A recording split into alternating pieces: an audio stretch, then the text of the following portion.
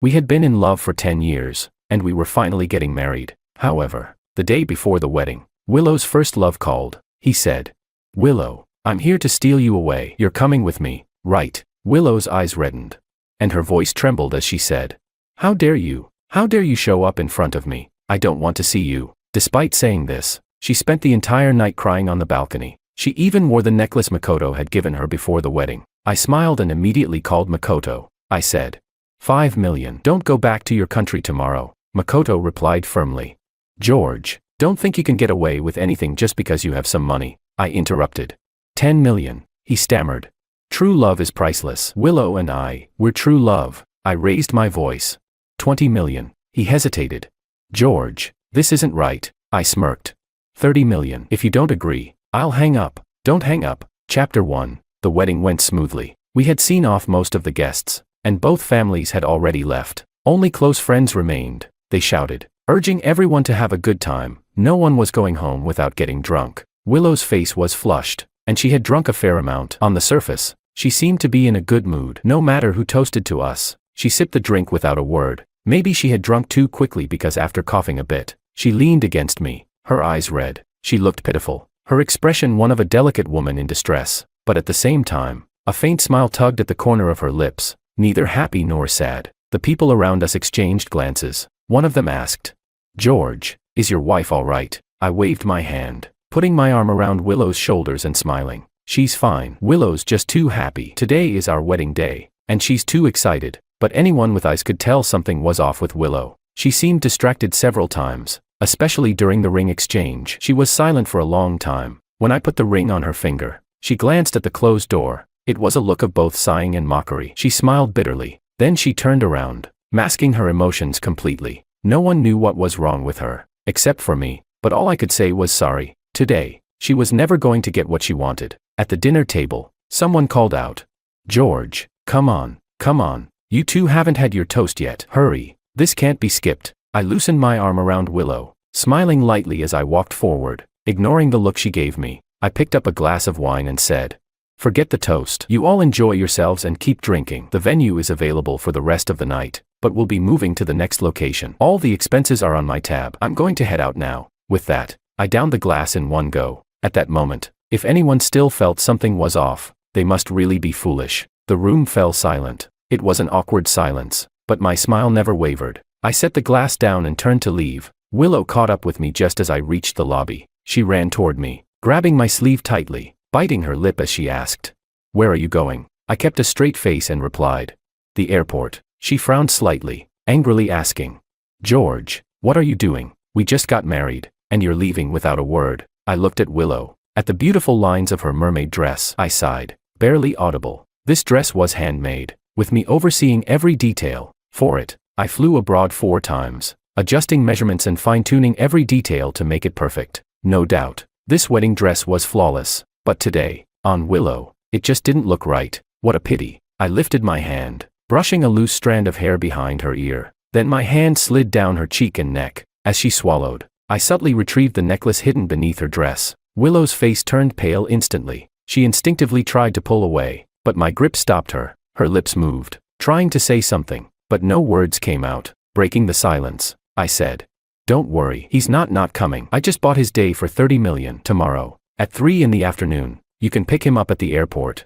Chapter 2. This heat needs no explanation. Both Willow and I knew exactly who it was. Because of this necklace, the very necklace Willow had thrown into the pool 10 years ago, I had witnessed Makoto buying it with my own eyes. The past was clear in my mind. It turned out that it wasn't just her I couldn't forget. Chapter 3. As I walked out of the hotel, a breeze brushed past me, and I adjusted my collar. The next moment, a red sports car sped towards me. I instinctively took 2 steps back, but the car stopped right in front of me. The window rolled down, and a woman with bright red lips and a calm gaze said, "Handsome, need a ride?" I was speechless. I said, "Anna, what are you doing here?" She pursed her lips, indifferent.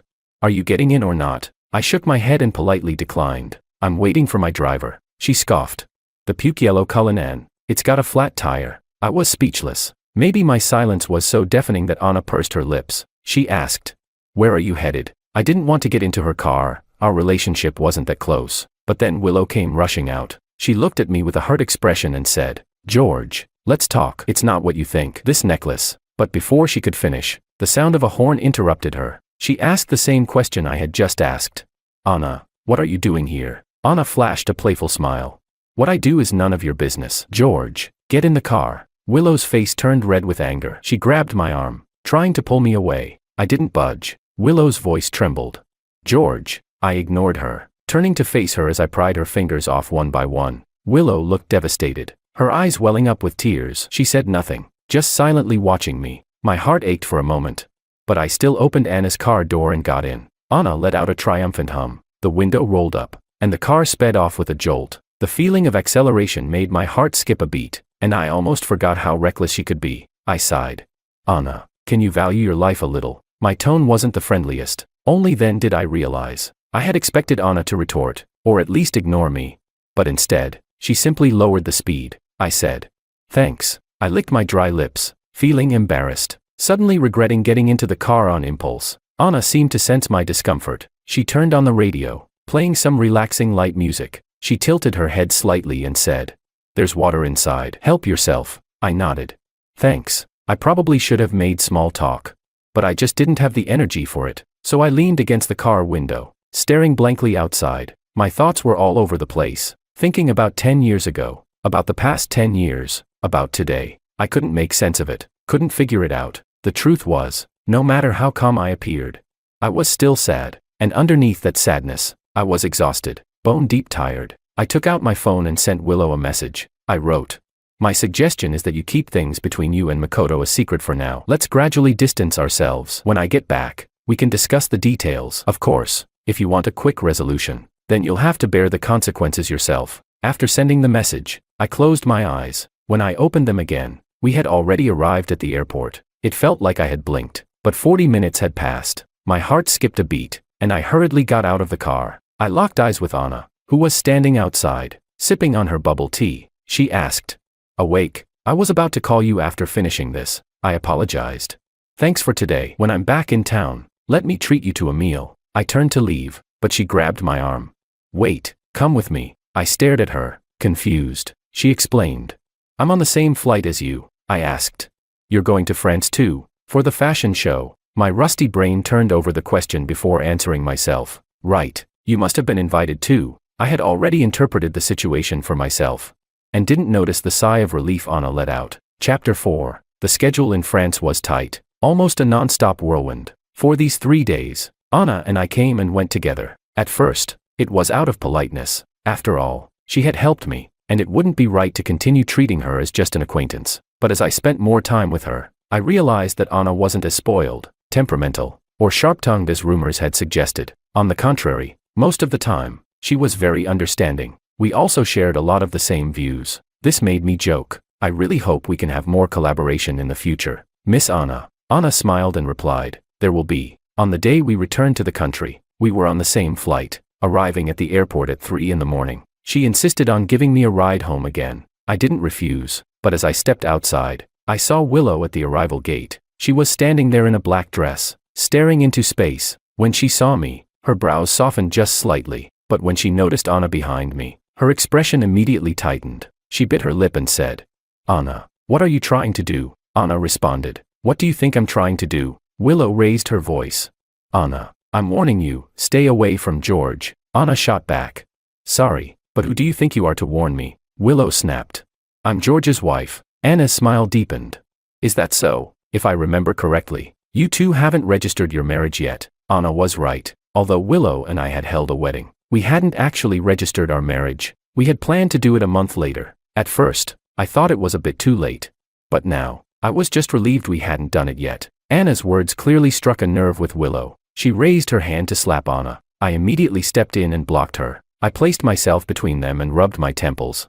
Enough. Stop it. Willow glared at me, her eyes full of fury. She asked, are you defending her? I had a headache, a real headache. I didn't want to argue, didn't want to fight. I just wanted to sleep. I said, let's talk about this later. All right. Willow clenched her teeth. I could clearly see the humiliation in her eyes. She said in a trembling voice, let's go back. I scoffed and replied, go back where? Are you asking me to watch you and Makoto play happy couple? Sorry, I'm not into that. Makoto had returned to the country. He had arrived the day after I left. Just as planned. A friend of mine told me about it. Willow had been very careful when picking up Makoto, and hardly anyone knew about it. The two of them were sneaky, wearing masks, sunglasses, and hats, and as soon as they got off the plane, they got into a car and left. The friend told me. They looked like celebrities, all decked out in disguise. That afternoon, after hearing the news, I tripped and fell down a flight of stairs. I wasn't seriously injured, but it hurt like hell. The pain made my head throb. Anna dusted off my shoes and asked me what had happened. I shook my head and didn't say anything. I just couldn't help thinking, Willow had definitely been listening to my words. Even now, with her here to pick me up, it made sense. After all, we had just held a wedding, received a huge amount of gift money, and sealed several deals. Even if it was for publicity, it should at least be capitalized on. But I was just too tired. I pinched the bridge of my nose and said, I just want to go home and sleep. We'll talk tomorrow. Chapter 5. When I got home, I almost collapsed into bed and fell asleep immediately. By the time I woke up, the sun had already set. The room was completely dark and empty. At moments like this, when you're feeling down, everything seems amplified. I wasn't an exception. I just lay there, staring blankly, letting the negative emotions take over. It wasn't until I felt completely numb, as if all the tears had dried up, that I got up and washed my face. Willow was sitting in the living room. I wasn't surprised to see her. She knew the password to the door, and even my bank card PIN. I poured myself a glass of cold water and drank it in one go. She softly asked, "When did you find out?" The question seemed a bit silly. I replied, "You got that call the day before the wedding. What do you think? When could I have found out?" "Sorry, Miss Lou. I eavesdropped on your voicemail. That was the day before the wedding. According to custom, we weren't supposed to see each other, but when we spoke on the phone that afternoon, I could tell something was off in her voice." I asked, "Are you in pain again?" She replied, "It's okay, I'm fine." I knew Willow well enough to understand that when she said that, she was actually in a lot of pain. Without hesitation, I drove straight to Lou's house. When I arrived, she was still busy. One hand was scrolling through the computer, while the other was rubbing her calf. When she saw me, she was surprised and asked, "What are you doing here?" I shook the thermos and the soup in my hand and said, "I brought you some warmth." She softly responded, "I'm not that delicate. I can just use a hot compress." Even though she said that, the joy in her eyes was impossible to hide. I gave her the medicine, served the soup, and helped her lie down, gently massaging her calf and pressure points. The atmosphere was peaceful. Without even looking up, I knew she was watching me. It was calm and serene, just the way I liked it. Then her phone rang. I handed it to her. The number was an international one, with no contact name saved. It was a number I shouldn't have remembered, but it was burned into my mind. It was the number she had dialed over and over, pleading into, when she was in pain and lying on the bed, Makoto's number. I didn't show any reaction. Neither did Willow. She told me it was her best friend calling with something urgent and asked me to step outside, but she locked the bedroom door. When she came out, her voice was a little hoarse, but there seemed to be no other change. She said, "I'm fine now. You can go back." I nodded and didn't argue, but I used the excuse of needing to work to borrow her phone. Maybe she didn't even know that the recording function had been turned on.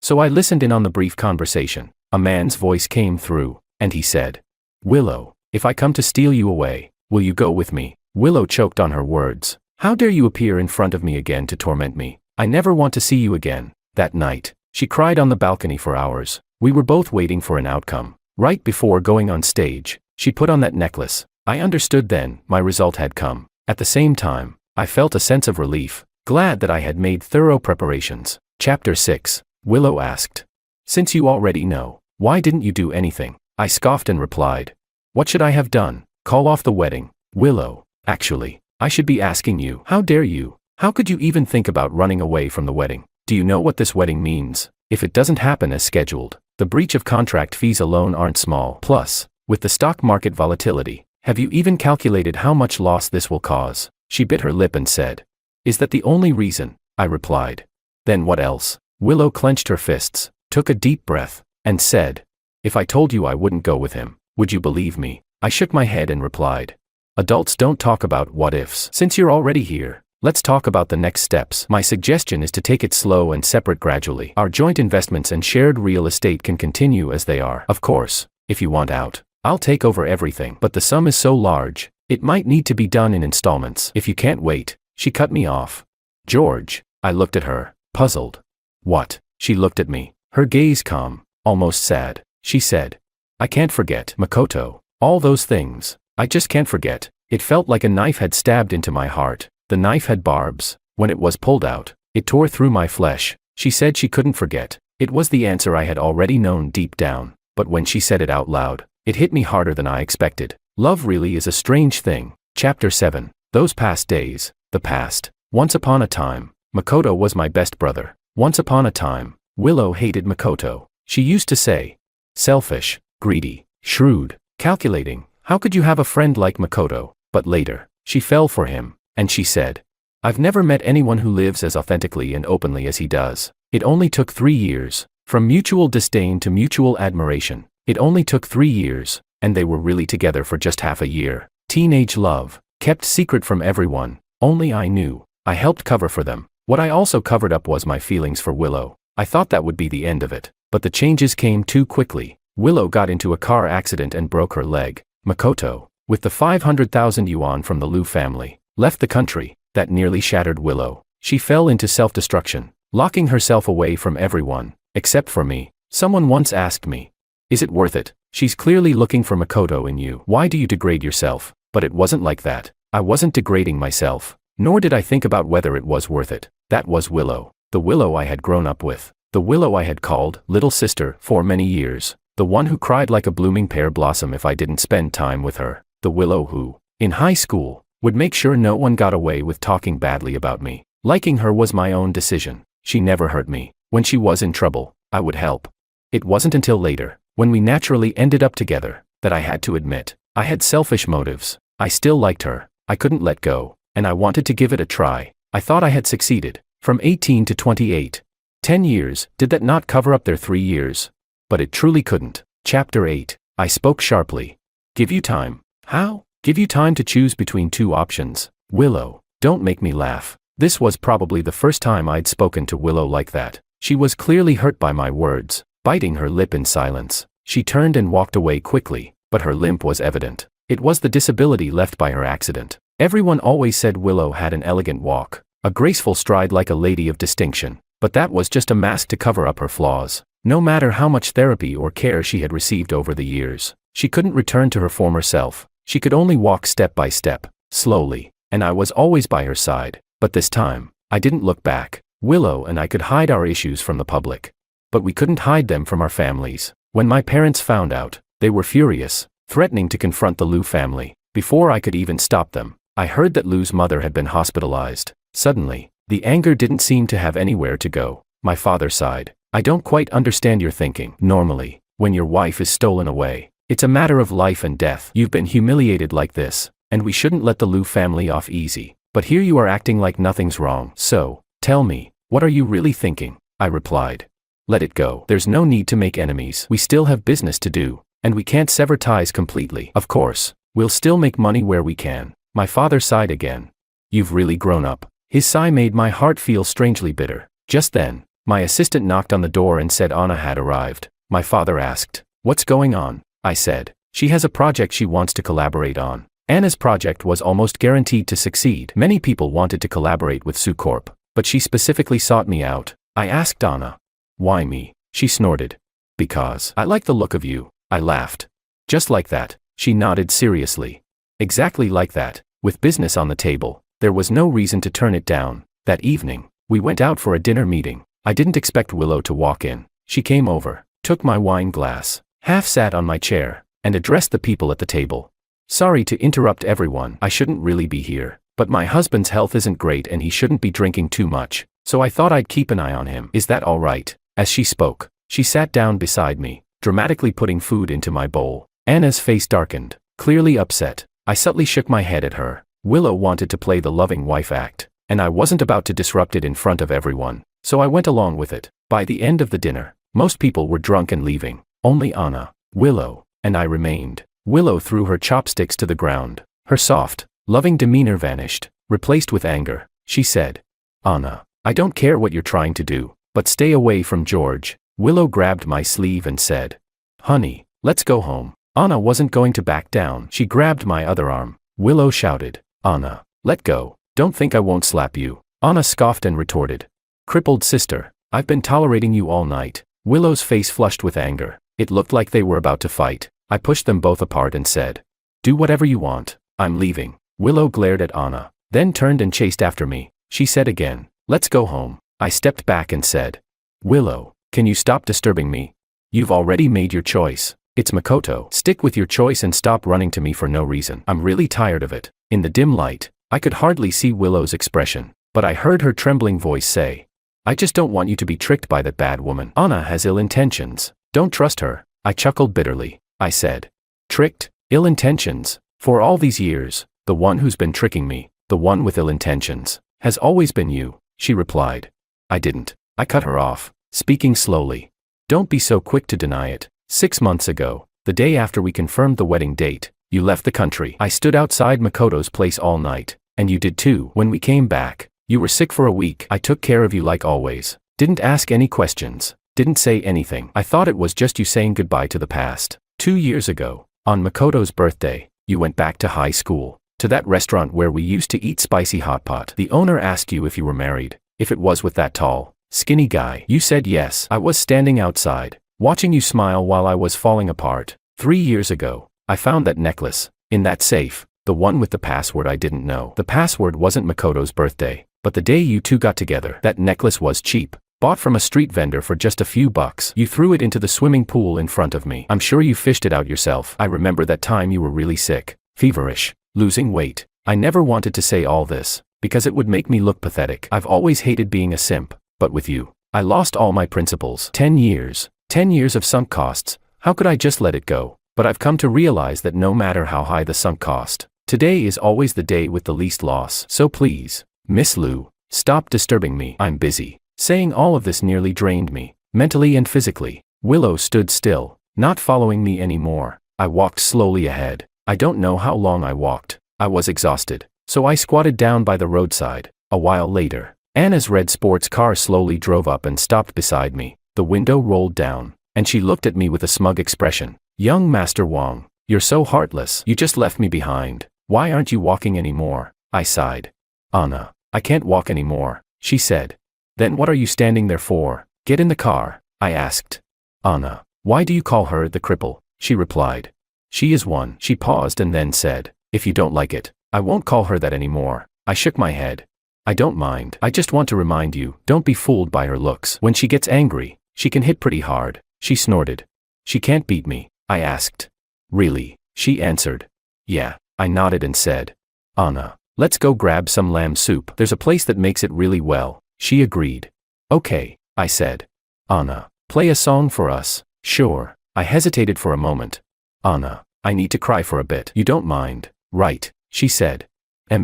Chapter 9. The situation between us and the Lu family had become rather awkward. Lu's mother was hospitalized, and my mother hoped I would go visit her. She said, "Mrs. Lu has called me more than once, crying and apologizing to you. No matter what Willow has done, the Lu family's concern for you over the years has never been fake." I nodded and agreed to visit, bringing a fruit basket to the hospital. When I got off the elevator and turned into Ward C, I froze in my tracks. In the hallway outside the room, a man was sitting on the floor, cross-legged. He wore all black, looking worn out and frail. One hand held a lighter, the other a cigarette, and he was arguing with a nurse. The nurse said, "Family member, smoking is not allowed in the hospital." The man replied, "I won't go inside. I'll just smoke out here." The nurse countered, "It's not allowed here either." The man retorted, "What am I supposed to do then? If I don't smoke, I'm going to die."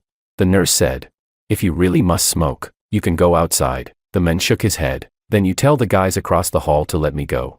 The nurse was speechless. He continued, "Then let me smoke here." "No." At that moment, I snatched the lighter from his hand, and the man quickly looked up. Our eyes met briefly before he hurriedly lowered his gaze. He did it so fast, I thought he might break his neck. I handed the lighter to the nurse. "All right, go on and do your job," I said. The nurse breathed a sigh of relief and repeatedly thanked me. I nodded and started walking into the room, not intending to speak to the man on the floor, but suddenly, he stood up and grabbed my shoulder. He said, "George." I slapped his hand away and, lowering my voice, said, "Don't call me George," he stammered. "George, I gritted my teeth and said, "Makoto, stop talking." Makoto fell silent and sat back down on the floor. I sighed and said, "Didn't I give you 30 million? Why are you still smoking such cheap cigarettes?" Makoto smiled and replied, "The 30 million has already been returned to you." I was speechless. "Why did you return it?" He frowned and said, "Asking you for money was just a joke. Did you really take it seriously?" I was at a loss for words. Makoto stood up again, leaning in and saying, "George, at the B-section hotel. I'm staying there with my daughter. She's very well behaved, super obedient. I can't leave here, but can you go check on her for me?" I was stunned. What was this nonsense? I had been lost in thoughts about the 30 million, but now my mind was blank. I asked, What? You have a daughter." Makoto told me he had a 6-year-old daughter, and she had come back to the country to start first grade. I asked, "What about the mother?" He said, "She had the baby and then ran off. Maybe she thought I couldn't satisfy her. I don't really care. We didn't have much feeling for each other anyway. We were just living together, and now I'm raising the kid on my own. Aren't I impressive?" My head was buzzing. I said, "Makoto, if you're sick, go see a doctor. You don't need to go into such detail with me." This sudden news left me shaken, and I didn't want to stay any longer. I turned and left the hospital. I sped to the hotel. Outside the room, I knocked on the door. A childish voice called out, "Who's there?" For a moment, I was at a loss for words, not sure how to introduce myself. I blurted out, "George." I felt foolish as soon as I said it, but the door opened. A little girl with curly hair was looking at me curiously. She stared for a while, then her eyes lit up, and she shouted, "Uncle." It was like a dream. Makoto, who had been abroad for 10 years, now had a 6-year-old daughter. He had destroyed my marriage but left his daughter alone in the hotel, and he told her that George was his best buddy, and if anything ever happened to him, she could come find me. What kind of man was he? How could he make everything so ridiculous? I had the little girl move to another room on the top floor, with a nanny to take care of her. She was very well behaved the whole time, not a peep out of her. After I settled her in, I was preparing to confront Makoto, but just then, Willow's call came in. She said, "Where are you? I need to talk to you." "How unlucky," I said. "I'm on my way to your house. Bring Makoto along." I arrived quickly. Willow opened the door for me. In the living room, Makoto was sitting on the carpet, smoking. When he saw me, he waved at me with a big grin. I asked Willow, "What do you want to talk to me about?"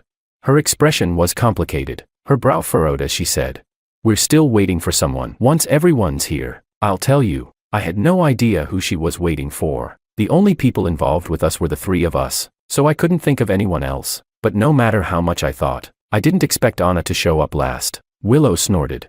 "You really dared to come." Anna's expression was indifferent. She didn't even glance at Willow. Walking straight up to me, she pursed her lips and said, "Sorry, George. I didn't want to hide this from you. If you're angry with me, I won't blame you, but I just hope you'll give me a chance to explain." I was confused. "Is this related to you?" She said, I looked at Willow, then at Makoto. I said, "Then wait a minute. Let me finish this first." I turned to Willow and asked, "Do you know Makoto has a 6-year-old daughter?" I asked again, "What do you think about that? Being with Makoto and leaving his daughter behind? Is this how it is when there's a stepmother and stepfather?" Willow shook her head continuously. "George, what I need to tell you is not this," I said. "But I need to tell you this. And you, Makoto, I've arranged for someone to take care of your child. Whatever you two think, leaving a child in a hotel like that is despicable." I turned to Anna and said, "Let's go." Willow called after me, "George." I ignored her. She screamed, "Do you know that Makoto came back to the country because Anna instigated it?" I stopped in my tracks. I turned around, and Anna was looking at me with a nervous expression. I asked, "So what?" Willow looked confused. "What?" I turned and looked at Willow. "What exactly is it you're trying to tell me?" She replied, "I just want you to know, Anna has bad intentions. Everything is part of her plan. Don't be deceived by her." I asked, "And then?" Willow, looking furious, said, "And then what? Don't you get it, George? If it weren't for Anna, none of this would have happened. Can't you see that?" I laughed and said, "Willow, you're the one who doesn't get it. Makoto coming back was just the trigger. Honestly, I should thank Anna. If it weren't for her, I wouldn't have realized what I should have done." Chapter 10. Anna and I had been sitting in relative silence for a long time. I asked, "Anna, is it really as I thought, or have I misunderstood?" Seeing her shy and awkward for the first time was, to be honest, quite amusing. I'm not a fool. From the moment I met Anna at the wedding, to everything that followed, I had noticed the unusual tension. But I just didn't think much of it. Anna looked up at me, her eyes serious and focused, as if she had made up her mind. She said, "Yes, you're right. I like you." Her bluntness left me speechless. I couldn't help but ask, "Why?" She propped her chin up with one hand, thinking for a moment before replying. "It's a long story you probably don't remember," she continued. I went to school out of town for high school. That summer after the college entrance exams, my grandmother passed away. So I came back here. I was really sad. Because of the exams, everyone kept it from her. So she wasn't even able to attend her grandmother's funeral. She said she was furious and argued with her family. One day, it rained heavily, and she ran out of the house, but encountered a group of punks blocking her way. They trapped her in an alley, and no matter how hard she tried, she couldn't escape. In the end, she tripped and fell, injuring herself and bleeding. At the end of her rope, she saw me. She said, "You had your bodyguards catch the leader and take him to the police station. Then, for some reason, you took a picture of me and gave me an umbrella, saying you'd develop the photo and give it to me the next day, but you didn't show up." The distant memory resurfaced as Anna recounted it. I remember that rainy day. With the sun and rain mixed together, I was wandering through that cobblestone alley when I happened to see a girl being chased and cornered. I knocked down the lead punks, and the rest scattered like birds. It was then that I saw the girl sitting on the steps, sunlight breaking through the rain, casting down on her. It was as if she was under a spotlight. I picked up my camera and said, "Little angel, give me a peace sign, coming back to the present." I said, "It was you." She nodded. Yes, such a coincidence made me smile, but then I remembered my failure to keep my promise, and I felt a little apologetic. I said, "It wasn't on purpose that I didn't come." That night, Willow had a car accident. She replied, "I know." I asked. Then, Anna smiled and said, "I know what you're going to ask. I didn't like you for 10 years. I just felt grateful. I always thought I'd get a chance to repay you, but I like you now because of the time we've spent together. George, falling for you wasn't hard." Anna seemed determined to be straightforward. Her boldness caught me off guard, but then I noticed her ears turning bright red. So she had been hiding her shy side all along. I said, "What about Makoto?" The usually direct Anna suddenly fell silent, lips pressed together. I chuckled. "It's fine. I'm not mad at you," she replied. "It's not that I'm afraid of you being mad at me." I sensed the hidden meaning behind her words, and I straightened up. I said, "Tell me, I can handle it." Anna hesitated for a long time. I didn't rush her, just waited for her to speak. She finally said, "About half a month ago, I ran into Willow at a bar. She had drunk a lot, and she said that if it weren't for Makoto, she wouldn't be with you." Her words hit me hard, and Anna, with the help of 2 million yuan and an elementary school admission spot, went to find Makoto, wanting to understand why. Anna said, "Makoto didn't tell me, but 2 days before your wedding, he said he was going to fix things." Fix things? What did he need to fix?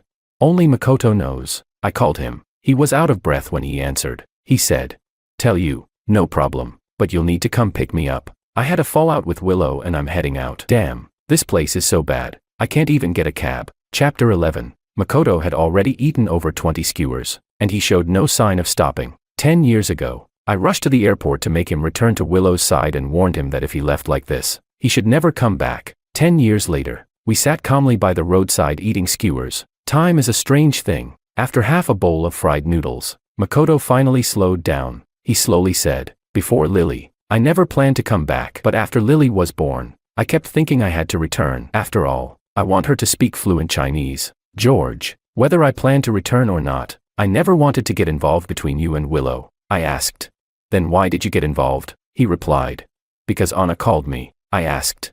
"So what did Willow mean by what she said? What did she mean when she said she wouldn't be with me if it weren't for you?" Makoto put down his chopsticks and said seriously, "I told Willow something. I told her, a girl from a wealthy family like her should be with a guy like you." I asked, "When did you say that?" He answered, "The 4th year I was abroad. That was when Willow agreed to my confession. So that's how it was." I couldn't help but sigh, but the sigh came out more like a strangled breath. It was a bit awkward, a bit lonely. I suddenly stood up, but then I felt dizzy. The next second, a pair of slender hands caught me. It was Anna. She supported me as I walked forward. She said, "George, I'm sorry." I stopped in my tracks, not turning around, and said calmly, "It's not your fault." I drove aimlessly in my mustard-colored car. After passing the same convenience store for the 3rd time, a voice came from the back seat. Anna couldn't help but ask, "Are you lost?" I was completely confused. I had forgotten someone was sitting in the back. I said, "Sorry, where do you want to go?" She replied,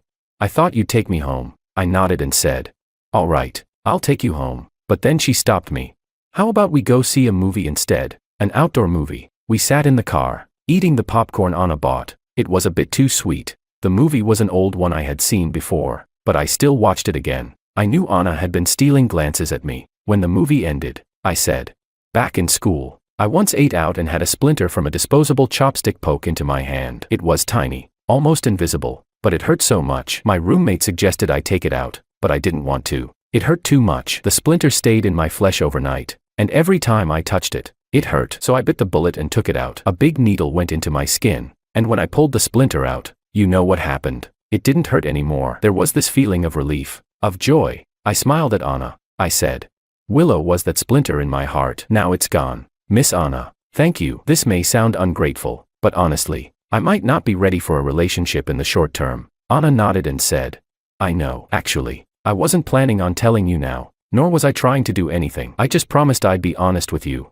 Looking into Anna's clear eyes, I chuckled softly. Chapter 12. As my collaboration with Anna gradually increased, my connection with Willow slowly began to sever. When my assistant showed me the winery's financial reports, I thought for a moment and said, transfer it. First check with the Liu family if they're interested. If not, just sell it off. Got it. Many had already noticed the tension between Willow and me. So, when a friend asked, I didn't hide anything, and I laughed, saying, we've tried living together for a while, but it didn't work out. We probably won't be getting that certificate. That night, I worked late, and when I was about to close the curtains to sleep, I noticed Willow's car. I wasn't sure how long it had been there. She was standing outside the car, staring blankly in my direction. She clearly saw me, and I knew she knew I saw her. I dialed her number. She picked up quickly. I said, go home. Don't stand there. After a long silence, she choked up, George, my leg hurts so much. I listened coldly, hung up, and pulled the curtains closed. The next day, I sent all the care instructions, precautions, and prescription medications for Willow's leg to her assistant. 2 hours later, the assistant replied with a message. I almost got fired. She said that Willow was furious when she got home, smashing and throwing things around. This was a rare sight for Willow, usually known for her gentle and composed demeanor. I thought to myself, this was probably the pain of adapting to change. But that night, she knocked on my door. She said, George, let's start over. Okay. She seemed to have had quite a bit to drink, her gaze unfocused as she looked at me. She said, George, don't leave me. I swear I won't do that again. I won't contact Makoto anymore. Never again. From now on, it'll just be us. Okay. But the next moment, a woman's voice called out, George, who's here? It was Anna. Her hair still wet and damp, wearing an orange cat-themed pajama. She was drying her hair as she asked. As I turned to look at Anna, Willow suddenly lost control. She rushed past me and grabbed Anna by the hair, but Anna immediately slapped her. I quickly pulled Willow away and threw her out. I shouted, Willow, enough. Willow's face turned pale as she looked at me, trembling, and pointed at Anna with a shaky finger. Are you really with this liar? I stared blankly at her. Willow, leave. Willow smiled, but it was more grotesque than if she were crying. Her departing figure was as sorrowful as I had ever seen. I had only seen that kind of sorrow when she begged Makoto not to leave her. I asked, was that on purpose? Anna pressed her lips into a thin line. She lowered her gaze and didn't answer. I sighed and headed upstairs. She grabbed my arm, holding it carefully and anxiously as she said, I'm sorry. I won't pretend to be a pretentious coquette girl anymore. I shook my head. Don't say that. I'm not mad at you. Just stay put. I'll go get the medicine kit. Anna explained that the pipes at her place had burst, and they were being repaired, so she asked if she could use my bathroom to take a shower. Her pajama was new. Willow had probably forgotten that it was something she had whimsically insisted I buy for her. A matching couple set she had planned for after we got married. But like everything with her, it was fleeting, and the set ended up in the bottom of the drawer. After applying the ointment to Anna's head, I saw her off. She stayed silent the entire time, until I spoke up. I said, how about dinner tomorrow night? She suddenly looked up, her eyes shining. She said, yes. That look was enough to soften anyone's heart. But the next day, she stood me up. Chapter 13. She apologized, saying she had something come up. The background was noisy, filled with chatter. She hurriedly said a few words before hanging up. At first, I didn't think much of it, but a week later, a project that was supposed to be a collaboration with the Su family was handed over to the Liu family. Su Group had automatically backed out of its partnership with the Wang family. I immediately headed to Liu Group. When I saw Willow, her gaze was unfocused, almost as if she had lost her mind. She wasn't surprised to see me, but she said with melancholy, George, you came back. I'm so conflicted. I want you here, but I don't want you here. I don't even know why I feel this way. I looked at her coldly and said without mercy, because you're out of your mind. But Willow didn't seem to hear me. She just went on. George, I don't care about you and Anna anymore. As long as you come back, we can start over. Okay. I stared at her, speechless. So, you just want me to come back? She huffed and said. Yes, of course. I warned her to stay away from you, but she wouldn't listen. So, don't blame me for taking her business, I asked. So, as long as I don't come back, you're going to go after Anna, no matter what. She nodded. George, this is between the two of us. Why drag a third person into it? I slowly walked over, bracing myself against the table as I leaned down to look at her. I asked. Willow, have you lost your mind? Do you think self-destructive behavior will hurt me? You turned a business deal that could have made money into a loss, and a $1 billion opportunity into a $5 billion mess. You have more money than sense. George, I didn't turn around. She shouted hysterically. If you walk out that door, I'll make sure Anna pays for it. This woman was clearly crazy. I sneered. Fine, go ahead. She's only lost a money-making opportunity. I can still compensate her. But Willow, as for how your Lou family is handling this, I have to say I'm very disappointed. She asked. What about Anna? She gave up the collaboration just because the costs were too high. Isn't that a betrayal of you too? I laughed. I don't mind. When Anna walked into my office, I was on the phone with my dad, discussing a discount for Sue Group, but the next second, I heard her voice, angry as she said, Mr. Wong, I don't care about losing this opportunity. Don't worry about my losses. I can make money on my own. I don't need your charity. In the car, I asked Anna, why didn't you tell me? She pursed her lips and replied, I was afraid you'd compromise because of me. I said. Then why didn't you keep bidding against her? She rolled her eyes at me. I'm not stupid. I chuckled. You're pretty smart. If you had gone head-to-head with her, I honestly wouldn't know how to praise you. As for compromising, what do you think I am? Am I someone who can be easily manipulated? I'm not someone who will bear humiliation just to avoid conflict. But, Anna, if something like this happens again, tell me right away. She nodded. Okay, the dinner I had promised Anna, which was delayed by a week, was finally made up for. We talked about work arrangements and shared stories about life. It seemed like everything was fine, but only I knew that the phone in my pocket, though on silent, had been lighting up constantly. It was Willow, and then it was Makoto. He asked on the phone, got a moment? If not, at least come by. Let's clear the air. The three of us. I drove to Makoto's building, but I didn't get out of the car. Instead, I dialed his number. Chapter 14. My feelings for Makoto are complicated. His father worked as Willow's family chauffeur, but I was the one who first met Makoto. One day, Willow's family had an emergency, and her father was called away, bringing Makoto along. Not wanting Makoto to wait at the employer's house, Willow's father placed him in the gazebo. He sat there, staring at the rain outside, completely fixated. I ran out of my house and asked him what he was looking at. He said, watching the rain. I asked, is it beautiful? He replied, no. I was speechless. Then why are you watching it? He said, I'm hungry. I found this guy really interesting, so I gave him a box of cookies. The next time I saw him was in middle school. I recognized him immediately, and we became close friends. From middle school to high school, he was my best buddy. I thought our friendship would last forever, until he took the 500,000 yuan his father gave him and went abroad. Just 500,000, and that was enough for him to betray a relationship and abandon Willow.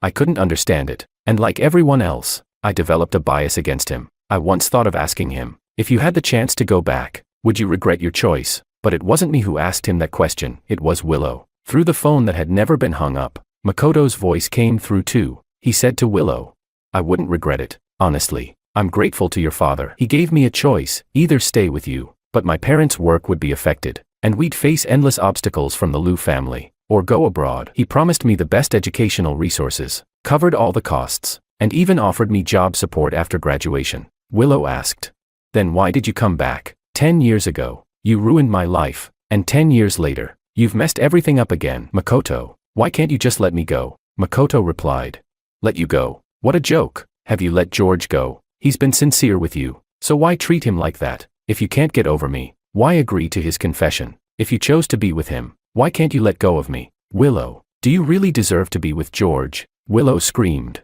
Shut up. Along with her shout came the sound of glass shattering. She cried hysterically, if it weren't for you, I'd be married to George. We'd be happy together. If you hadn't shown up, none of this would have happened. Me and George. Willow's voice choked as she sobbed. I love him. Makoto laughed.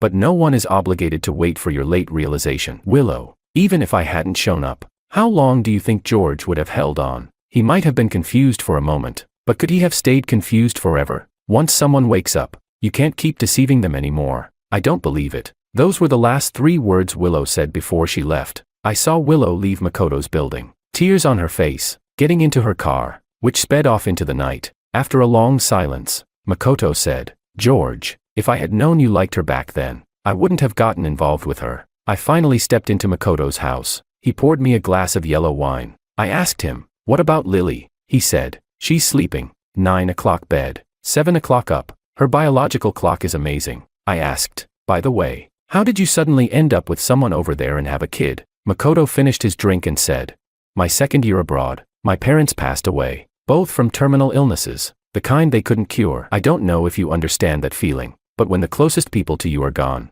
it's like you suddenly lose the meaning of life. Everyone dies eventually, so why am I even alive?" I wasn't exactly suicidal, but I just couldn't figure out why I was living. I struggled for a long time before deciding to have a family. Have a kid. She ran away, but it doesn't matter. I found my reason for living in this child. It's not about living for the child, but about having a new life come into this world. She grows up, slowly becoming more vibrant, and that is life. George, I've always been a very pragmatic and materialistic person. Love, to me, is a luxury. What's a luxury? It's something I can live without if I'm not rich enough. It's nothing that would make me unable to live. I really believe that only people like you, who are well off, have the right to talk about love. So when I said those things to Willow, I didn't mean to hurt you. George, I'm sorry. That night, Makoto talked to me a lot. He talked about his life abroad, about raising his child, about his guilt towards me, and about his guilt towards Willow. There was guilt. There really was. Willow had injured her leg trying to save him. He said, "Even now, when I see her leg, I still feel bad. What's done is done,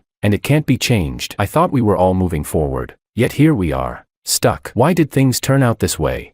George, to be honest, I don't know if my return was right or wrong. I just feel that you shouldn't be anyone's substitute. You should just be yourself because you are my George. That night, I returned home as the first light of dawn appeared. Willow was waiting outside my door, looking at me with sorrowful, helpless eyes. She asked, "George, can we really not go back?" I nodded. I said, "Willow, don't trap yourself this time. Move forward. Really move forward." When I got home, I didn't sleep. I dug through box after box in the storage room. I searched for a long time. Finally, I found an old camera. I flipped through the photos. There was me, Makoto, and Willow, until one photo caught my eye, and time seemed to rewind. It was a moment when I said to her, "Little angel, give me a V." The girl turned, her face marked with a wound, tears in her eyes, with dried blood on her forehead. She frowned and looked at me with a somewhat exasperated expression, but I was drawn to that moment and pressed the shutter. I said, "Little angel, here's the umbrella for you. Go home quickly. Don't make your family worry. This photo turned out great. If you want it, it's right here. I'll get it printed for you tomorrow." With a knowing smile, I sent Anna a message. I wrote,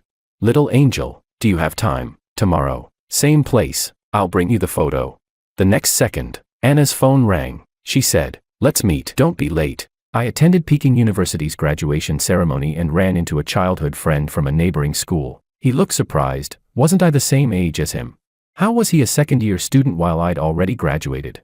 He asked me, "Didn't your goddess Christiana want you to repeat a year so you could attend the same university as her? She's been waiting for you for 2 years." Christiana was my goddess. Our families had arranged us as childhood fiancés. On the night before the college entrance exam, she called me crying, saying some bad people wouldn't let her go home. When I got there, I found out it was a bar. She and a senior from his freshman year drugged my drink. I missed the exam the next morning. Christiana, however, got admitted to the university where that senior studied. She said if it turns into a long-distance relationship, she'll break up, but that if I repeated a year and improved my score, I could be at the same university as her. I was disgusted by Christiana and turned to accept a special admission offer from Peking University. My old friend went on. Christiana dropped out for a while. She said if you hadn't failed the exam and given up on yourself, you would have married right after graduation. She still has feelings for you. If you go back and beg her, she won't look down on you. I smiled. I had already secured a guaranteed place for graduate study and was studying under a renowned international advisor. I had moved forward. She was stuck in place. Who exactly was looking down on whom? Chapter 1. When Jonathan heard me give my background, he swallowed hard. He scratched his head vigorously, a little at a loss for what to say. "You got the recommendation for grad school, Peking University, and under a famous mentor." Jonathan's lips went pale as he murmured, "Only a fool would repeat a year." I gave a slight nod as someone called me over for photos. I was the only one who'd skipped a grade and graduated early, the youngest in the class. I'd been treated with a lot of care. As I went to take pictures, Jonathan grabbed my arm so hard the veins stood out. He was outraged, his voice loud enough to draw the other graduates' attention. Christiana was our high school's campus beauty. Do you know how many boys wanted to pursue her? She's your goddess. You had your forehead stitched after those local thugs beat you for her. How could you just not care? Hearing those old events brought a sourness to my ears. Christiana used the college entrance exam to test me. At that time I would have given anything for her. I had been too young then, only caring about the person in front of me. But from another perspective, losing Christiana had meant gaining so much more. They're waiting for me, you can let go, I said flatly. My calm tone infuriated him. What right do you have to skip a grade? You didn't even finish the college entrance exam properly, did you pull strings? Are you too ashamed inside to go and find Christiana? He ranted, his words packed with explosive anger. To the classmates watching, Jonathan looked like a clown. I could understand, to him, the unattainable goddess had been everything, while to me she barely mattered. Understanding didn't mean I would tolerate his outburst. I kicked him over. He lay on the ground still jabbering. Stephen, I called it, didn't I? You were wrong to go to that bar back then, and you made her wait 2 whole years. You only get a few 2-year spans in student life. His eyes shone with a strange light, his words full of admiration for Christiana. Christiana hasn't been idle either. She went to work as an assistant at her family's company and is more seasoned than newly graduated college kids. She hides her identity at the company and still manages to be adored by everyone. In only 2 years, big companies have spent heavily to lure her away. Trust fund heirs have used connections just to have dinner with her. She keeps her distance from the men around her, except for a new intern at her company, Phineas, who, riding on his senior status, helps her out. You wasted her feelings, I pity her.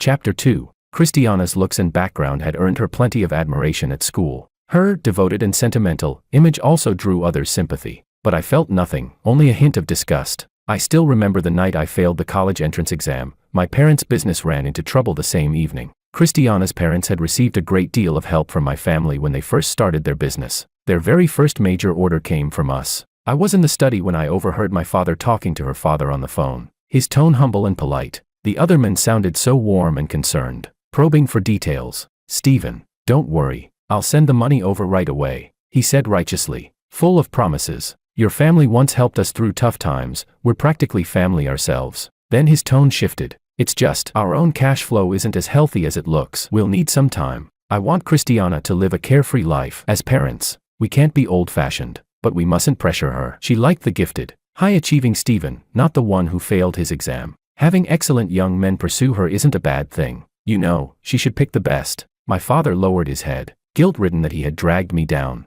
Stephen can repeat a year. What's another 12 months? He said quietly. But he'd already understood Mr. Tang's underlying message, in both personal standing and background. Our family no longer measured up. TSK. One wrong step leads to another. My father sighed. I grabbed the phone, my tone smooth and pleasant. Uncle Tang. Senior Phineas is a great guy. His parents do business overseas. I think he and Christiana make a good match. They share similar interests and backgrounds. They're quite compatible. Uncle Tang chuckled softly, every word calculated. Stephen. Marriage is no small matter. She's still young, she doesn't yet know what kind of husband she should choose. I have to steer the ship for her. Doesn't know.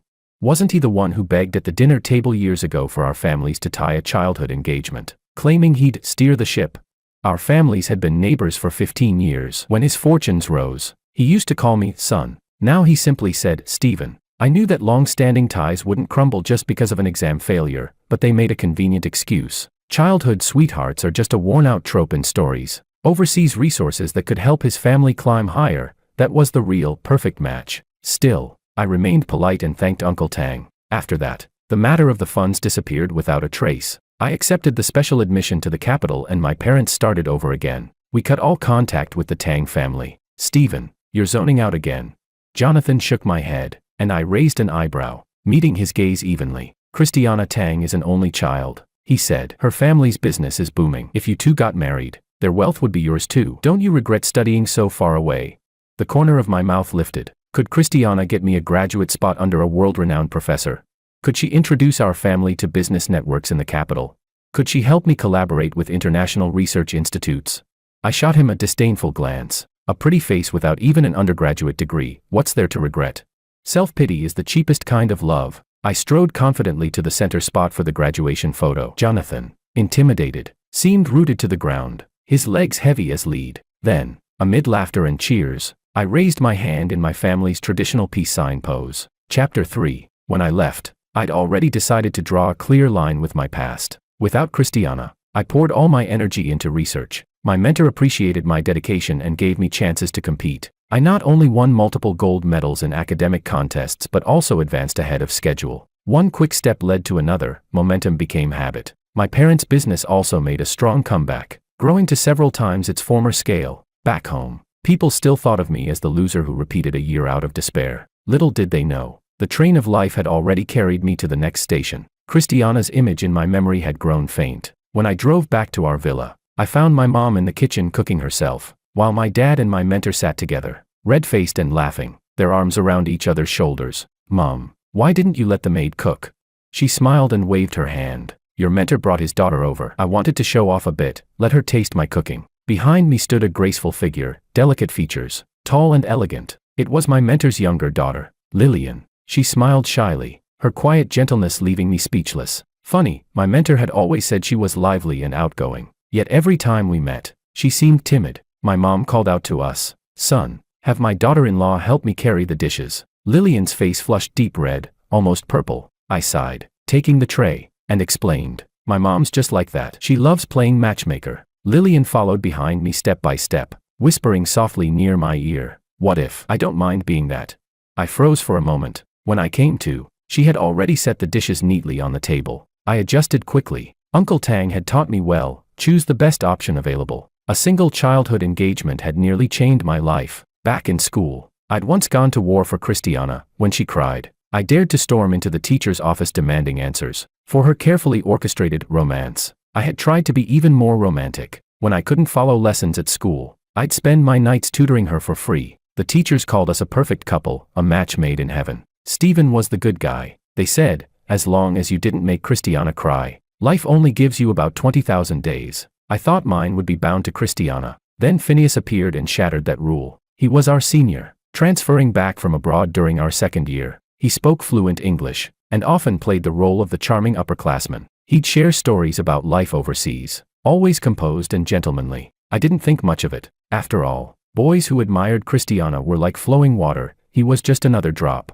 The turning point came at a citywide business gathering. While the entrepreneurs toasted each other, their children sat at a separate table, chatting idly. It was Phineas's first time attending. There were more girls than boys, and they were eager for gossip. Seeing Phineas as the newcomer, they urged him to share something. He told a simple story about a long-distance breakup, then raised his glass dramatically. "Sorry, Stephen, no offense. With grades like yours, you'll easily get into the same university as Christiana. No long distance for you too." Everyone's gaze turned toward us. Christiana's smile was strained. "It's fine," I said, taking her hand. "As long as we're in the same city, it's okay. We don't have to live on campus. Wherever she chooses to study, I'll go there too. You two are adorable." Phineas applauded, "But I'd still suggest the same university, safer that way." He sounded sincere, even downed 2 cups as if to prove it. The group laughed, chatting and joking. No one took it seriously, but Christiana clearly did. Later, she called out to me downstairs, "Stephen, I don't want a long-distance relationship. Even in the same city, we'll be far apart. Don't overthink it." I said, "I'll get my driver's license over the break. If I can drive, distance won't matter." I pulled out my phone and showed her a few universities she liked. They were all nearby, 10 or 15 minutes by car. Christiana leaned into me. "Okay, maybe I overreacted." I comforted her, promising to practice driving that very night. "Don't rush," she said softly. "You sound anxious too." She seemed to relax, but I noticed the shadow in her eyes. After that, Phineas always found ways to bring up the topic of how first loves rarely last. "Christiana, Stephen's handsome, you know. Last time I posted a picture with him. Several girls asked for his contact. I turned them down for you. Christiana, I heard from the teacher that Stephen's applying to big city schools. You'd better keep up. Your scores are quite a bit lower." Christiana, the mock exam results are out. He ranked first in the city. Everyone's asking where he'll go next. They say you're often not by his side. Huh? Phineas never criticized me directly. On the contrary, he praised and admired me. But all that praise became a quiet catalyst for Christiana's doubts. She started disturbing my study sessions, taking over my free time. That was when our relationship faced its first real crisis. Chapter 4. At the 100-day pledge ceremony before the exam, I went on stage to give a speech with the girl ranked second in our grade. Afterward, backstage, the girl politely asked me about a problem she couldn't solve, and we discussed it briefly. Christiana happened to see us talking. She froze, then turned and walked away immediately. I chased her all the way to the school gate, but she had already gotten into her driver's car. With no other choice, I went to her house. Christiana, didn't we plan to go to the snack street today? Oh, you've got company now, haven't you? She said sarcastically. Steven, I called you and you didn't answer. Turns out you were backstage flirting with another girl. What's wrong? Don't like pretty ones anymore? Prefer ugly ones now? I frowned. What nonsense are you talking about? She's just a classmate. We were discussing academics. And besides, you shouldn't insult people like that. Oh, you're defending her now? Christiana swept all the cosmetics from her dressing table onto the floor. The sound of breaking glass echoed one after another. I held her tightly. Christiana, you're overthinking. There's no other girl in my world but you. She pushed me away, demanding that I leave her house. If you're so innocent, she said, then go tell that girl you don't like her. No, tell her you hate her. Tell her never to talk to you again. I couldn't understand. The girl hadn't even confessed anything. Calling her disgusting out of nowhere would be cruel. Christiana, we're classmates. Do you even hear yourself?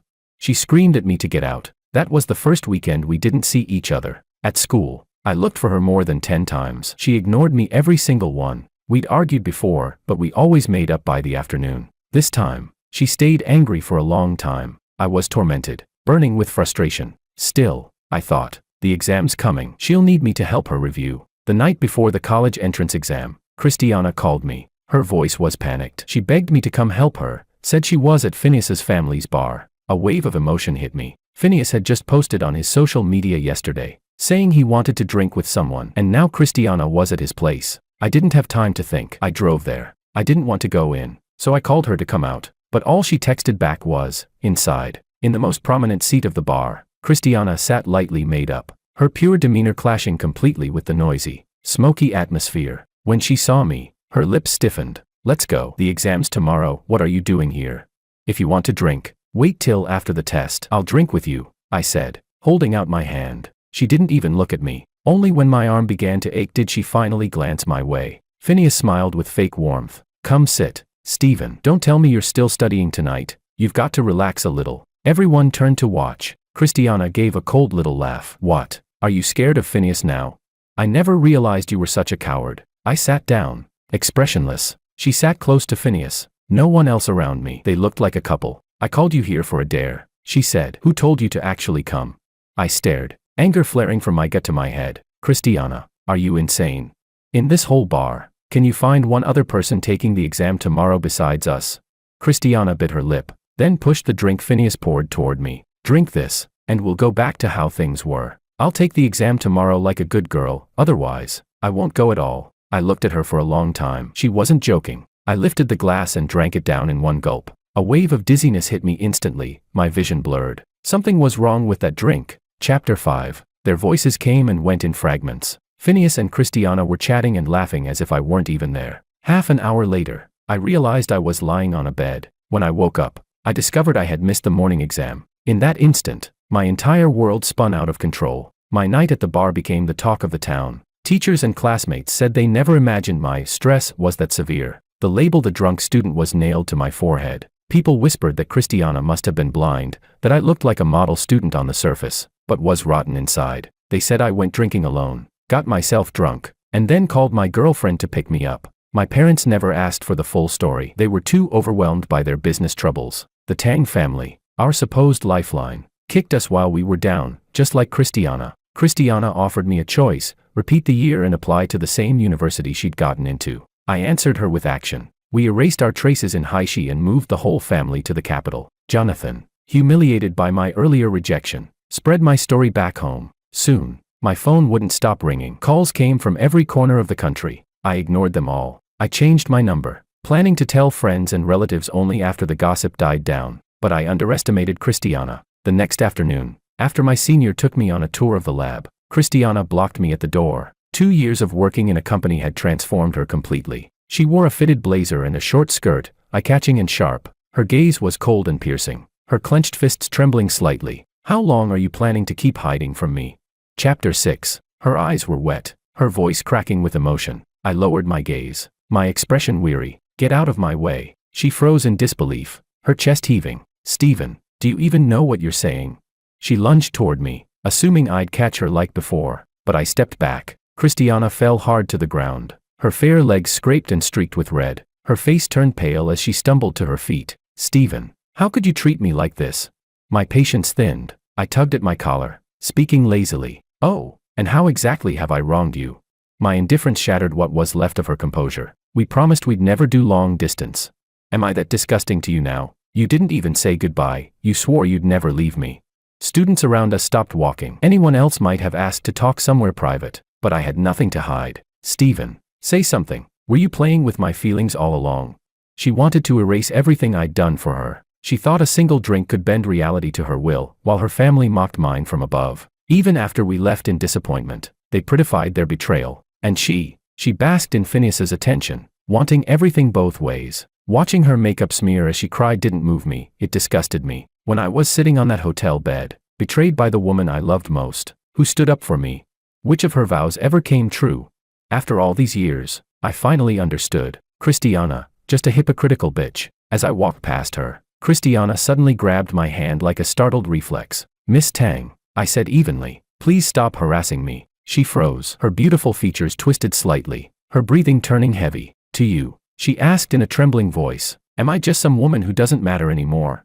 Her long, manicured nails scraped my hand, leaving a red line. You should apologize, she said. You don't deserve one, I replied coldly. Hands are vital for a researcher. I couldn't risk struggling with her, an injury would cost me precious time. My senior, who had been standing nearby looking helpless, made a quick decision and called for Lillian. Lillian came running, beads of sweat glistening on her forehead. Panting slightly, she stopped beside me, her gaze calmly assessing Christiana. Stephen, she said with a soft smile, my father's top disciple is visiting our home. He asked me to bring you over. She ignored Christiana deliberately, slipping her hand into mine with graceful ease. Perfect, I said. We still have time to buy a gift, right?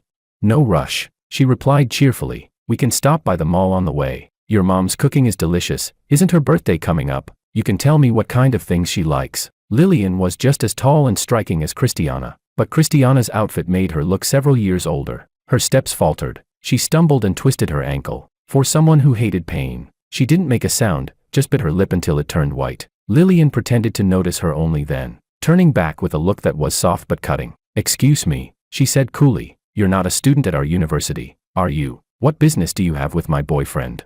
Christiana forced a smile, but it looked painfully unnatural. Her lips moved silently, repeating the word boyfriend. I looked at her pale, disoriented face, but felt no satisfaction, no rush of revenge, only emptiness. If nothing unexpected happened, I would never mention Christiana's name again. When you truly stop caring, there's no need for vengeance. I could tell Lillian enjoyed the title of girlfriend. She was a year older than me, her abilities and credentials top-notch. I knew my parents and mentor were subtly trying to bring us together. She gave me her full support, asked for nothing in return, and shared the same values as I did. How could I possibly refuse a girl like that?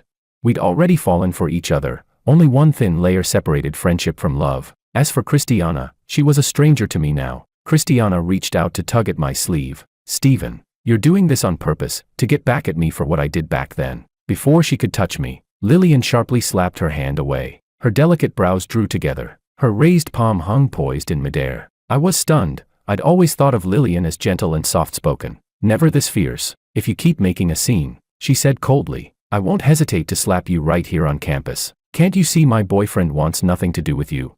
Her voice carried a cutting authority that made Christiana flinch. She opened her mouth to argue but no words came out. Her eyes reddened. Stephen, she pleaded softly, I shouldn't have fought with you. Please don't be angry. Let's just talk, the two of us. She glanced at Lillian bitterly. Why should I waste my time on someone who has nothing to do with me? I replied. I wasn't the Stephen from 2 years ago. Then I took Lillian's hand. I'll drive, I said lightly. Bought the car back in my freshman year. No girls ever sat in the passenger seat before. Chapter 7. Lillian answered softly, her tone sweet and calm. Hand in hand, we walked with an easy rhythm. From the lab to the school gate was a straight path, one you could see the end of at a glance. It looked short, but walking it took more than 10 minutes. When I turned back, Christiana was still standing in the same place. From afar, she was nothing more than a small, fading shadow. The shortest distance between 2 points is a straight line, but for us, those 2 points would forever remain parallel, never to meet again. I couldn't see her face clearly, but I knew, her pride had been shattered. She couldn't understand how I could be so utterly indifferent,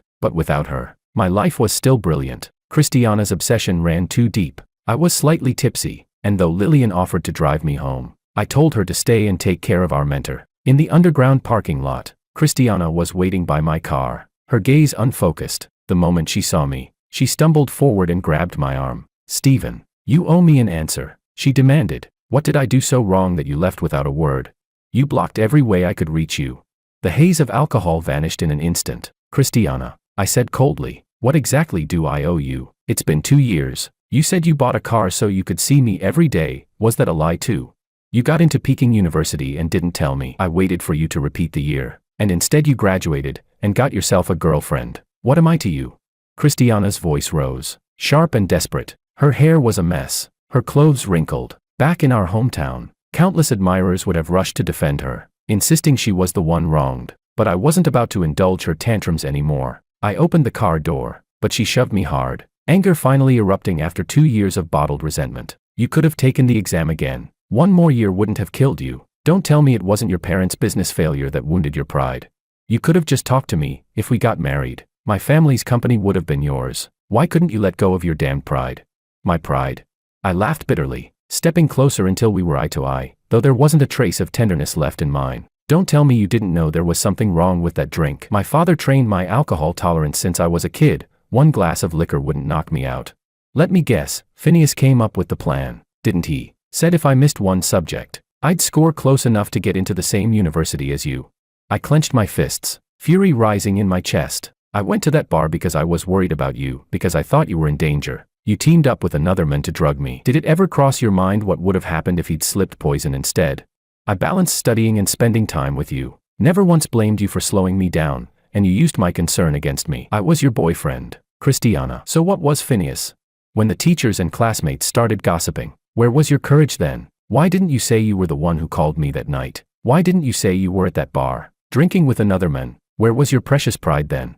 Christiana's whole body trembled, her teeth knocking together as she spoke. "And your family, it was my father who introduced you to your very first big client. That's what helped you get back on your feet. I can understand if others wouldn't help, but what did your father say? That our families weren't of the same class anymore, that other men were more suitable for me.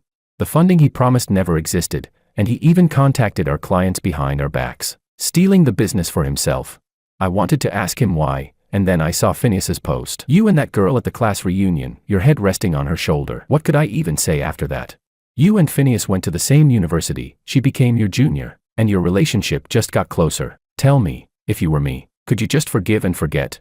I folded my arms, my gaze sharp as a blade. "You're not just selfish, you're stupid. When I gave you sincere advice, you treated it like noise. When someone else whispered nonsense, you believed it like gospel. We can't be lovers, Christiana, only enemies." Christiana half knelt on the ground, lost, searching for support. My words broke what little composure she had left. "No, no, you misunderstood me." Her breathing turned ragged, her temples pulsing violently. "That drink, it couldn't have been tampered with." A sob tore from her throat. Tears splattered onto the ground as she fell apart before my eyes. "It was Phineas," she cried. "He said it would help you relax. He said the college entrance exam wasn't as important as us, that I should test you." She curled up slightly, struggling to piece her thoughts together. "He told me you were under too much pressure, that drinking together would show whether you truly loved me. We were in a cold war, and I wanted to know if you still cared. I cared too much about face. I wanted everyone to see how much you loved me." She stumbled to her feet, inching closer to me. "I didn't want to lose you. My dad lied to me. Phineas lied to me." I stared at her blankly. "Then why didn't you clear the air afterward, tell everyone you were the one who went to drink?"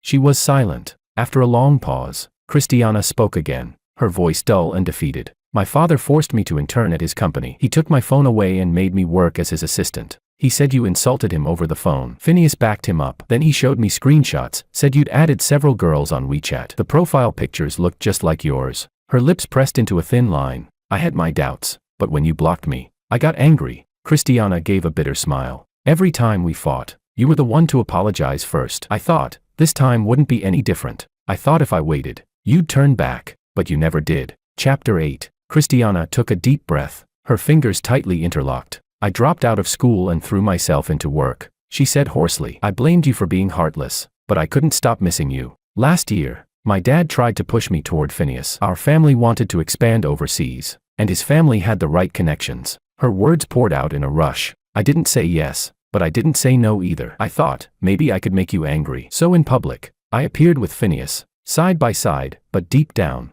Stephen, I knew I loved only you. To me, it was laughable. She'd had countless chances to resist, but she never did, not once. Phineas had ulterior motives, and Christiana played along, half rejecting, half inviting. Love, once tainted by betrayal, only disgusts when revisited. She cried uncontrollably, lowering herself in a way she never had before. But there was no us anymore. One wrong step led to another, until the whole path collapsed. If I used her own tricks against her, she'd probably wish me dead. I had no interest in hearing her repentance. So I got in the car and rolled down the window. Don't come looking for me again, I said calmly. I love my girlfriend very much. She'd never get angry with me, but I won't let her be hurt either. Christiana panicked, almost hysterical. As I started the engine, she leaned against the window, keeping up with the car as it moved. Stephen, you're not married yet. I still have a chance, right?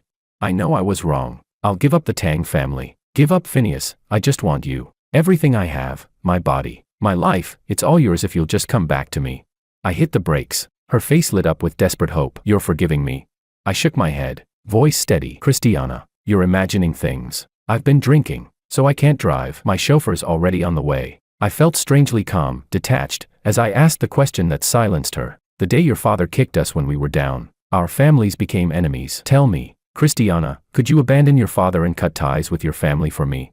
Christiana froze. The words seemed to knock the air out of her. Her lips quivered, but no sound came. I'm not here to make you regret anything. I continued. I don't need you to give up anyone for me. I'm happy with my life now. I enjoy it. Your reappearance only brings chaos. In the future, no. For the rest of my life, don't ever bother me again. The chauffeur arrived, and the car pulled away. Through the rearview mirror, I saw Christiana running after me, her image growing smaller and smaller. 3 seconds later, a cry of despair echoed through the parking garage, sharp, raw, and unwilling to fade. Chapter 9. A month later, I attended an academic symposium and ran into my former homeroom teacher. She told me that Christiana had withdrawn from university. Phineas's chain of bars had all gone up in flames, simultaneously. The interiors were decorated with imported materials, and the fire caused enormous losses. Phineas's family then swallowed a shipment of Tang family goods, claiming it was a natural disaster and the cargo was lost in transit. The two families fought for a month before cutting ties completely. Christiana Tang was suddenly promoted from assistant to vice president,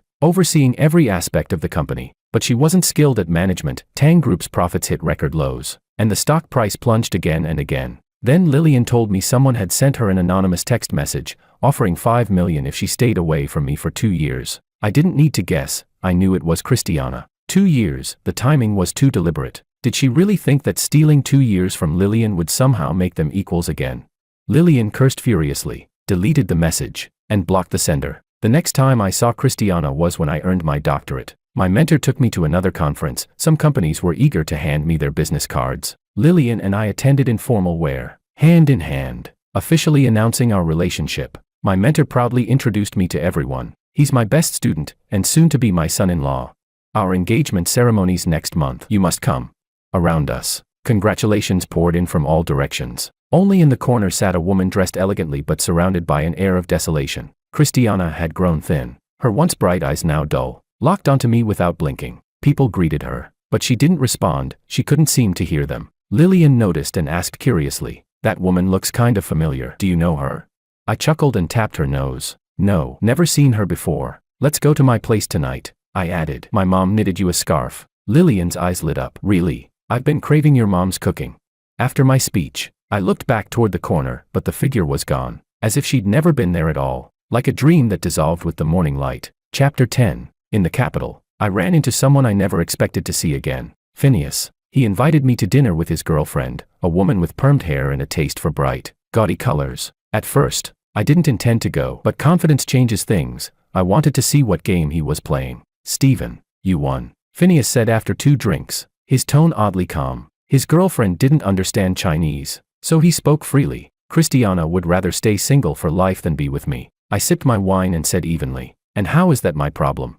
He went quiet for a few seconds, frowning, unsure how to read me. "Stephen, Christiana broke off our family's partnership because of you." I stood up. "If you're going to keep circling around the point, I'm leaving." Their messy family drama was none of my concern, but what he said next stopped me cold. "I want to apologize." That night at the bar, there was something in the drink. I raised an eyebrow, surprised that he could admit it so openly. With his pride, Bowing his head meant things must have gone badly for him. He rubbed his palms together nervously. In just 2 years, he'd already started balding, small patches, but noticeable up close. I know your time's valuable, I said flatly. So is mine. I didn't come here to drink. I have trauma from that night. My blunt tone made his mouth twitch involuntarily. He poured me a glass of wine with exaggerated politeness. Stephen, he said humbly, I know I've sunk low, but I have no one else to ask. The economy's bad. Overseas tariffs are killing us. My family's on the verge of bankruptcy. You've got connections everywhere. Could you help us find a way out? As he spoke, he began to rise, as if to kneel. When he realized I had no intention of stopping him, he gritted his teeth and actually dropped to his knees. Then he slapped himself hard across the face. Again and again. I know I let emotions cloud my business. I wasted years chasing the wrong things. Looking at it now, Christiana and I were both wrong. You're the one who truly succeeded. I was blind, arrogant. I wronged you. Stephen. I crossed one leg over the other, watching him without blinking. Don't bother with the theatrics, I said flatly. I'm not buying it. When I returned to my car, he rushed over to open the door for me, the man who once looked down on me, now bowing his head like a servant. The irony was almost comical. His car still cost 10 times more than mine, but I had my own thoughts. My parents' company had accumulated enough. It was time to expand. Phineas wanted me to lend him a hand, but what I intended to do was to swallow him whole. When I got home, my father was on the phone, his face dark with irritation. My son and your daughter have nothing to do with each other anymore. I snatched the phone from him. Uncle Tang. There was a sharp pause on the other end. Tang's bitter voice trembled. Stephen. I was just speaking with your father about something important. If it's business, you can speak to me, I replied coolly. I can make the decisions. Tang's voice cracked, half pleading, half desperate. Tang Group needs a lifeline. You and Christiana Tang may have missed your fate together, but she loved you for years. Even if you hate me, at least for her sake, help us this once. We'll repay you, as ox or horse, whatever you wish. She's got no face to speak of. What? What did you say? I answered, voice calm as ice. One wrong step led to another. Uncle Tang, you brought this on yourselves. A boomerang always hits hardest on the way back, and this time, it struck deep. Did they think my family was still easy to manipulate? Maybe once, but not anymore. I sneered. Do I need to talk business rationally with people like you? Christiana came to me herself and I didn't give her the time of day. You think a phone call from you will change that? Your Tang family's downfall is karma at work. You had the best cards and played them into the dirt. I can help you solve your problems, I added, but I'll do it my way. 2 months later, my family acquired 80% of Phineas's company shares. 6 months after that, the once prestigious Tang Group was bought out at a basement price. Retribution had perfect timing. The Tang family sold their villa and moved into a small apartment. Christiana went to a big city to work, the remaining money barely enough for a down payment. Phineas's family became employees under our company. He's more of a bootlicker than anyone else. Lillian and I had a child, and the rest of our lives were peaceful and happy.